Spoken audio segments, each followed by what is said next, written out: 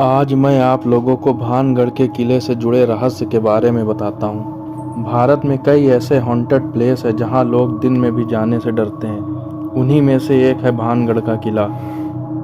राजस्थान में मौजूद है 500 साल पुराना किला इतना खौफनाक है कि लोग दिन में भी जाने से डरते हैं। ऐसा कहा जाता है कि रात के समय जो इस किले में जाता है फिर वो कभी वापस नहीं आ पाता। सरकार ने भी इस किले के बाहर चेतावनी बोर्ड लगा दिया है। रात के समय इस किले में प्रवेश से साफ इनकार किया गया है। इस किले का निर्माण यहाँ के राजा भगवान दास ने सन 1573 में कराया था। इस किले के आसपास बहुत घनी आबादी थी, बहुत से लोग रहते थे। फिर एक दिन ऐसी घटना हुई जिससे ये किला और आसपास के घर वीरान हो गए और ये किला भूतिया किले के नाम से जाना जाने लगा। आसपास के लोग बताते हैं कि इस किले से लोगों के चीखने चिल्लाने की आवाज़ें आती हैं। अब आपको बताता हूँ कि आखिर ऐसा क्या हुआ था जो इस किले को भूतिया किले के नाम से जाने जाने लगा। इसमें मेन भूमिका है राजकुमारी रत्नावती की, जो बहुत खूबसूरत थी।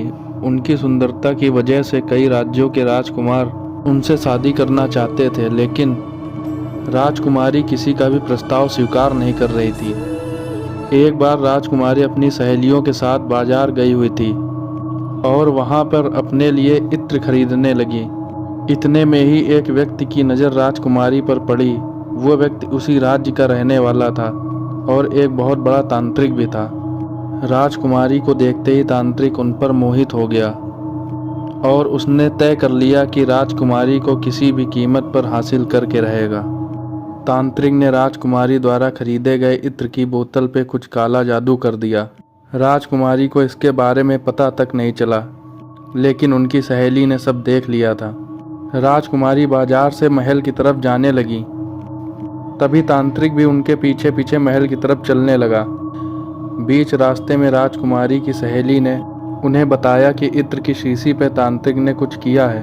राजकुमारी को जैसे ही यह सब पता चला, उन्होंने इत्र की शीशी को एक बड़े से पत्थर पर फेंक के तोड़ दिया और सारा इत्र उसी पत्थर पर बिखर गया।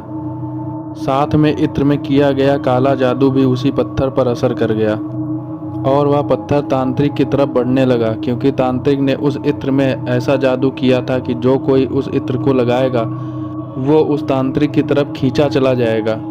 तभी पत्थर भी उसी की तरफ बढ़ने लगा और पत्थर लुढ़कते हुए तांत्रिक को कुचल दिया, जिससे उसकी मौत हो गई। लेकिन मरने से पहले तांत्रिक ने श्राप दे दिया था कि राजकुमारी समेत इस किले में रहने वाले सभी लोगों की मृत्यु हो जाएगी और उनकी आत्मा को मुक्ति भी नहीं मिलेगी, इस किले में ही भटकती रहेंगी।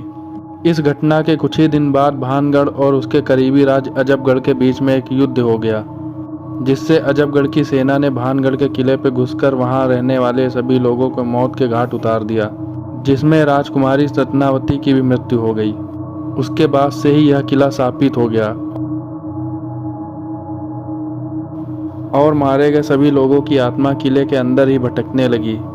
यहाँ आसपास के लोगों को अजीब अजीब आवाज़ें आने लगी और किले में जाने वाले लोगों को गायब होने जैसी घटनाएं भी होने लगी। इन सब डर की वजह से वहां आसपास रहने वाले लोग अपने अपने घर छोड़कर भाग गए। कुछ ही दिन में यह किला सहित आसपास की जगह वीरान हो गई, जिससे इस किले में दिन में भी जाने की किसी की हिम्मत नहीं पड़ती और रात में जाने से वो लौटकर कभी नहीं आता। सरकार ने भी शाम 6 बजे के बाद इस किले में जाने से प्रतिबंध लगा रखा है। ऐसी ही जानकारी पाने के लिए हमारे चैनल को सब्सक्राइब करें।